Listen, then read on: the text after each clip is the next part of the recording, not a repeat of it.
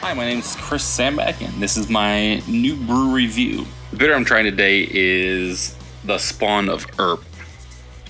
This is actually a collaboration brew between the Casual Pint Ocotillo and Tombstone Brewing Company from Tombstone. The style of beer itself is actually a double IPA. If we kind of look at Untappd, it doesn't really give us much more than that. It's basically, like I said, a double. I want to say ABV is 8.3. It doesn't actually give us the IBUs.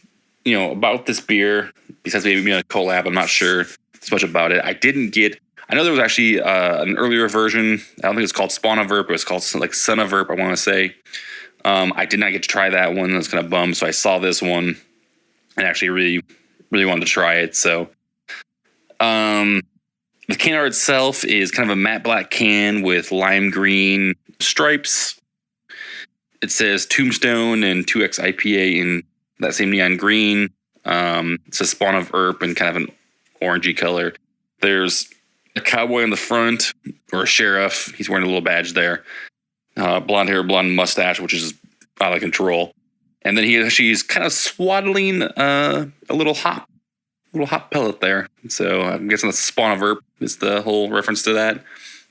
Kind of like what I talked about earlier there. I chose this beer because I saw the release on social media from the Casual Pint.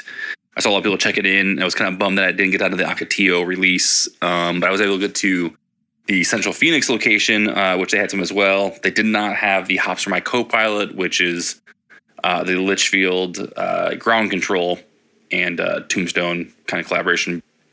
I really want to get over there and get this beer and try it. So I get to try the last one. So, and everybody online was kind of really, beefing this up a little bit. They were talking some good stuff about it and things that I really like. So I definitely wanted to try it. Tasting notes. Let me get into that. Aroma. It's not super overpowering in the aroma. There are definitely some stone fruits or tropical, more tropical notes, I guess, would for me at least. And a little bit of juiciness, I guess, if you want to call it that. Mostly probably because of the tropicalness of it. The appearance, not super light. It's not a very pale orange juicy. It's a little darker kind of than what I've seen before, but very nice. Still looks really cool. The head on it is not huge. It's very thin on the head side, which is kind of typical for doing this IPAs or juicy IPAs if you want to go that route. Taste wise, I don't know. Let me give it a taste. I get a little bit of juiciness up front, kind of fades to more of a citrusy, maybe grapefruity finish on it, more of that bitter grapefruit tasting. But it's really good. I kind of like that. I'm gonna take another drink here just to reaffirm what I've just said. Yeah, it's really good. Mouthfeel wise, kind of thick, and then kind of thins out at the end there, but not super thin or very thin mouthfeel at all. Like you can do a little bit more of the same mouthfeel you'd feel from or expect from an IPA or a juicy IPA or hazy for that matter.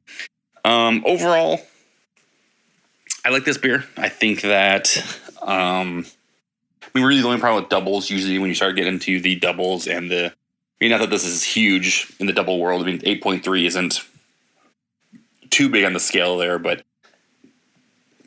my personal opinion, when you start getting into double IPAs and kind of do that juicy style, is that you kind of lose some of the, at least what I've tried, the juiciness the juicy sweetness kind of goes away from it, and you just get this bitterness to it.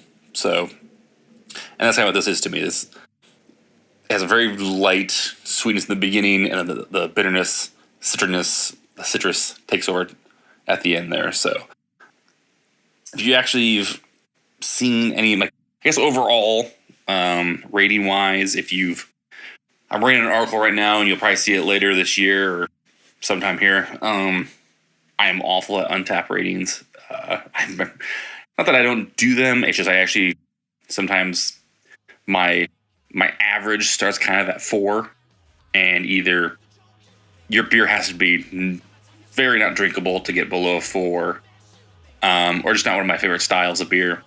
If it gets higher than that, that's usually a pretty good range from 4 to 4.5 to 4.75 is probably, for the most part, most beers are gonna be in that range.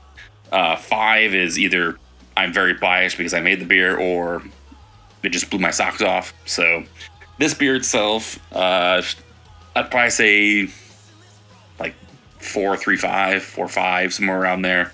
Probably 4.5, just because I do like the bitterness of the beer. Even though it's not the juicy style or whatever, it does have that bitterness, and that bitterness is great. So yeah, probably 4.5 for this beer.